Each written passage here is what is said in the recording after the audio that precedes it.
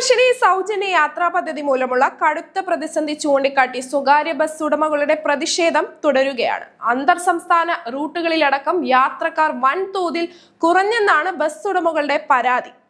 ഡീസലിനുള്ള പൈസയോ അല്ലെങ്കിൽ ജീവനക്കാർക്ക് കൊടുക്കാനുള്ള ശമ്പളമോ തികച്ചു കിട്ടാത്ത ബസ്സുകൾ ഒത്തിരിയുണ്ട്. പല റൂട്ടിലെ ബസ്സുകൾ സർവീസ് നടത്തിക്കൊണ്ടു പോകാൻ പറ്റാത്ത അവസ്ഥയിലാണ്.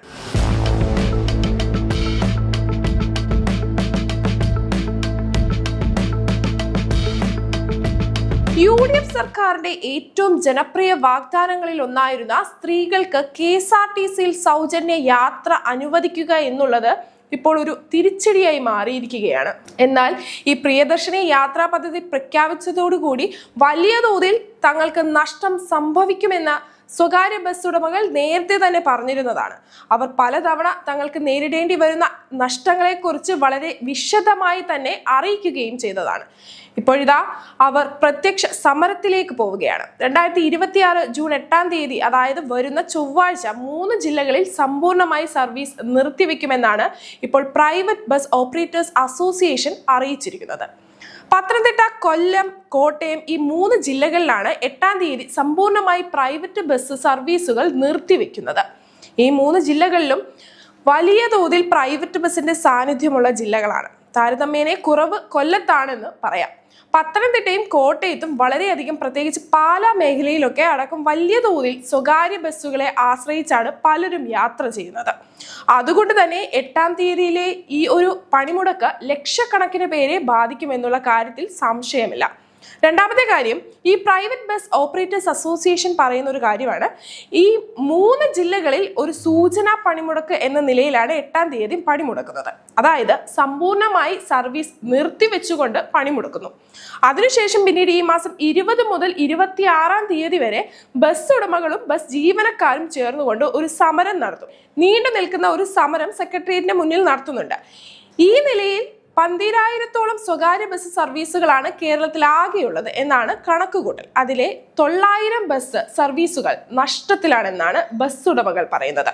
പക്ഷേ ഇവിടെ ഒരു പ്രശ്നം വരുന്നത്, സർക്കാർ ഈ ഒരു വിഷയത്തെക്കുറിച്ച് പഠിക്കാനായിട്ട് ഒരു വിദഗ്ധ സമിതിയെ നിയോഗിച്ചിരിക്കുകയാണ്. ഈ പ്രൈവറ്റ് ബസ് ഓണേഴ്സ് അസോസിയേഷൻ അല്ലെങ്കിൽ ബസ് ഉടമകൾ പറയുന്ന ഈ കണക്കുകൾ എത്രത്തോളം യാഥാർത്ഥ്യമുണ്ട്, എത്രത്തോളം ഈ പ്രിയദർശിനി പദ്ധതി സ്വകാര്യ ബസ് മേഖലയെ ബാധിച്ചിട്ടുണ്ട്, അഥവാ ബാധിച്ചിട്ടുണ്ടെങ്കിൽ അതിനെ എങ്ങനെ പരിഹരിക്കാം എന്ന് തുടങ്ങിയ എല്ലാ കാര്യങ്ങളും പഠിക്കാൻ വേണ്ടിയിട്ട് സർക്കാർ ഒരു വിദഗ്ധ സമിതിയെ നിയോഗിച്ചിട്ടുണ്ട്. അതിലൊന്നും തന്നെ ഈ പ്രൈവറ്റ് ഓണേഴ്സ് അസോസിയേഷൻ തൃപ്തികരമല്ല, അവർക്ക് തൃപ്തികരമായിട്ടില്ല. മാത്രമല്ല, സർക്കാർ ഒരു കാര്യം കൂടി ചെയ്തിട്ടുണ്ട്. 50% നികുതി ഇളവ് പ്രൈവറ്റ് ബസ് ഓണേഴ്സ് അസോസിയേഷൻ അല്ലെങ്കിൽ സ്വകാര്യ ബസ് ഉടമകൾക്ക് നൽകിയിട്ടുണ്ട്. അതും ഈ പറയുന്ന പ്രതിസന്ധി പരിഹരിക്കാൻ പര്യാപ്തമല്ല. മറിച്ച് ഇവർ പറയുന്ന ഒരു കാര്യം, പ്രതിദിനം 1000 മുതൽ 4000 രൂപ വരുന്ന ഇപ്പോൾ ഈ നഷ്ടം പ്രിയദർശിനി സർവീസ് മുഖാന്തരം പ്രതിദിനം ഇത്രയും നഷ്ടം സഹിച്ചാണ് ഓടുന്നത്. മാത്രമല്ല, ചില ജീവനക്കാർ സ്വയം പിരിഞ്ഞു പോവുകയാണ്.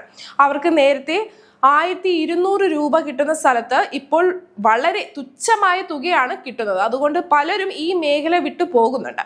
നിൽക്കുന്നവർക്കാകട്ടെ 400 മുതൽ 300 രൂപയാണ് കൊടുക്കുന്നത്. കാരണം അത്രമാത്രം വരുമാനമേ ലഭിക്കുന്നുള്ളൂ എന്നാണ് ഈ ബസ് ഉടമകൾ പറയുന്നത്. മറ്റൊരു കാര്യം ഇവർ ഉന്നയിക്കുന്നത്, കിലോമീറ്ററിന് 55 രൂപ നിരക്കിൽ സർക്കാർ ബസ് ഏറ്റെടുത്തുകൊണ്ട് സർവീസ് നടത്തുക. അങ്ങനെയെങ്കിൽ ഒരു പരിധിവരെ ഈ പ്രിയദർശിനി യാത്രയുമായി ബന്ധപ്പെട്ട് തങ്ങളുടെ നഷ്ടം നികത്താമെന്നാണ് ബസ് ഉടമകളുടെ മറ്റൊരാവശ്യം.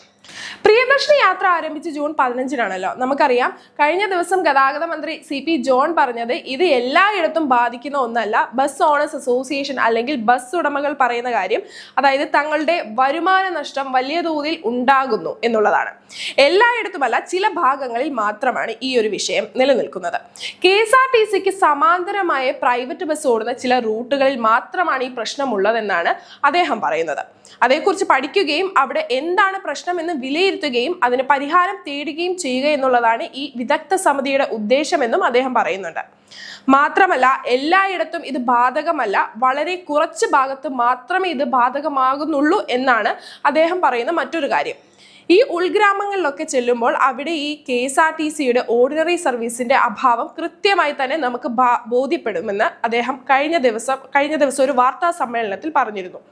വളരെ ഉൾനാടൻ പ്രദേശങ്ങളിലൊന്നും ഈ പറയുന്ന പോലെ ഓർഡിനറി സർവീസുകളില്ല. അവിടെയൊക്കെ തന്നെ സ്വകാര്യ ബസ്സുകളാണ്. അതുകൊണ്ട് അവർ ഈ പറയുന്ന കണക്കുകളിൽ എത്രത്തോളം യാഥാർത്ഥ്യമുണ്ട് എന്നുള്ള കാര്യം വിദഗ്ധ സമിതി പഠിച്ചതിന് ശേഷം മാത്രം, ആ പഠന റിപ്പോർട്ട് കിട്ടിയതിനു ശേഷം മാത്രമേ സർക്കാരിന് ഔദ്യോഗികമായിട്ടുള്ള എന്തെങ്കിലും ഒരു നടപടിയെടുക്കാൻ കഴിയുകയുള്ളൂ.